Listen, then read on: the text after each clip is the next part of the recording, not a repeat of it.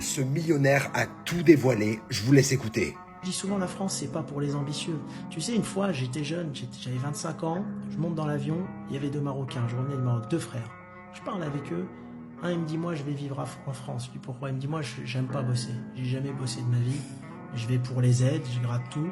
Et l'autre, je dis, tu vas où? Il me dit, moi je vais à Londres parce que je suis ambitieux, je suis un bosseur. En fait, ça t'explique exactement c'est quoi. Exactement.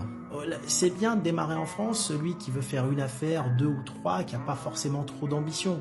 Mais si on veut monter dans les hautes sphères, j'y crois pas. Pour moi, il y a un plafond de verre réel.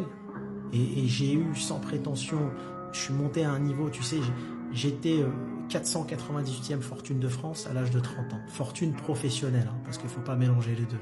Des fois, tu peux avoir une valeur d'entreprise qui vaut 120 millions et dans ton compte, il n'y a pas 500 000 euros. Ouais. C'est quand tu vends. Et donc, si tu veux, c'est comme ça que j'ai appris, mais celui qui a de l'ambition, tu as des pays aujourd'hui, Dubaï, c'est fantastique. Tu sais, en France, je dis souvent, tu as 25% d'impôts sociétés, d'accord? Admettons, tu fais 1 million de bénéfices, tu as 25% d'impôts sociétés, tu as entre les prélèvements sociaux et les impôts personnels à peu près 50-55%, donc déjà, tu es à presque 80. Il reste 20, ils vont venir te les prendre en faisant des contrôles fiscaux et compagnie. Donc, tu es à 100% d'impôts. Ouais. Donc, sur 1 million, il te reste 0. Ouais. À Dubaï, sur 1 million, il te reste 1 million. Si tu veux plus de vidéos de ce genre, abonne-toi maintenant.